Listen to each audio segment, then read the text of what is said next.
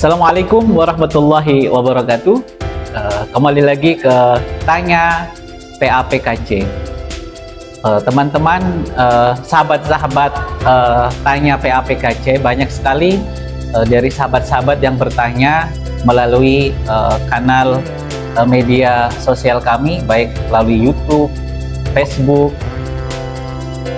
Instagram, dan lain-lainnya, yang bertanya tentang apa saja terkait kewenangan dari Pengadilan Agama Pangkalan Kerinci. Salah satunya yang akan kami bahas adalah apakah pengajuan perceraian itu harus persetujuan suami atau istri. Nah, ini pertanyaan dari sahabat-sahabat Tanya PAPKC. Sebelum saya jawab, bahwasannya pengajuan perceraian itu boleh dan dapat diajukan oleh suami atau istri. Nah, pengajuan itu dalam perceraian itu tidak diperkenankan adanya kesepakatan antara kedua belah pihak untuk bercerai, tidak dibolehkan. Namun yang diperbolehkan adalah ketika salah satu dari suami dan istri ingin mengajukan perceraian, maka harus memenuhi salah satu alasan perceraian sebagaimana diatur dalam pasal 19 Peraturan Pemerintah Nomor 9 Tahun 1975 terkait tentang pelaksanaan Undang-Undang Nomor 1 Tahun 1974 yang telah diubah dengan Undang-Undang Nomor 16 Tahun 2019. Apa saja itu alasan-alasannya?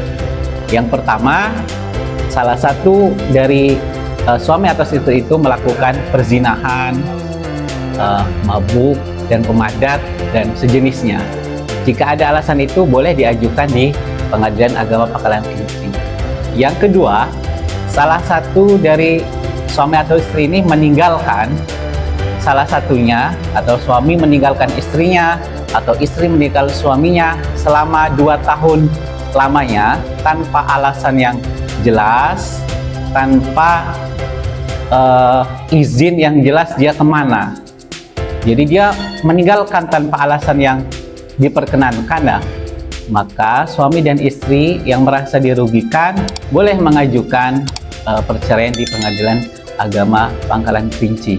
Oke, selanjutnya yang kedua itu salah satu pihak mendapatkan hukuman penjara minimal 5 tahun atau lebih.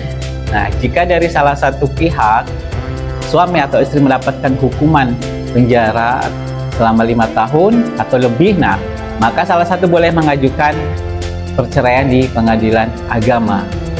Yang keempat, salah satu pihak menganiaya atau adanya kekerasan dalam rumah tangga, maka boleh diajukan perceraian di Pengadilan Agama Pangkalan Kerinci. Misal, suami melakukan kekerasan, baik psikis ataupun kekerasan yang menggunakan alat atau memukul pakai tangan atau pakai benda, nah itu boleh diajukan sebagai alasan dia mengajukan perceraian di Pengadilan Agama Pangkalan Kerinci. Yang selanjutnya, salah satu pihak mendapatkan cacat badan. Nah, maka boleh juga dengan alasan ini, karena ada cacat badan, jadi salah satu tidak bisa menjalankan kewajibannya sebagai suami atau istri, maka boleh mengajukan perceraian di Pengadilan Agama Pangkalan Kerinci. Yang selanjutnya, antara suami dan istri terjadi pertengkaran yang terus-menerus atau perselisihan dan pertengkaran yang terus-menerus dan tidak dapat dirukunkan dalam rumah tangganya, ya, ini juga bisa diajukan di Pengadilan Agama Pangkalan Kerinci. Inilah dalam pasal 19 PP Nomor 9 Tahun 1975 tentang alasan untuk mengajukan perceraian. Jadi perceraian itu boleh diajukan atas dasar alasan-alasan yang tadi disebutkan, bukan atas persetujuan dari suami atau istrinya. Justru kalau ada kesepakatan suami istri bercerai itu tidak dibolehkan dan tidak diperkenankan, karena tidak ada kesepakatan untuk suami istri saya bercerai, tidak boleh. Tapi kalau ada alasan-alasan yang tadi saya sebutkan itu diperbolehkan. Sedangkan ada tambahan dalam kompilasi hukum Islam itu, ada tambahan selain yang tadi saya sebutkan itu, ada tambahan lagi dalam pasal 116 kompilasi hukum Islam, yaitu melanggar sihhat taklid talak. Apa itu sihhat taklid talak itu? Nah, sihhat taklid talak itu yang biasa diucapkan oleh suami setelah adanya akad nikah. Biasanya kalau yang sudah menikah pasti akan ingat ketika setelah menikah disuruh baca itu sihhat taklid talak yang biasanya itu ada di buku nikah itu.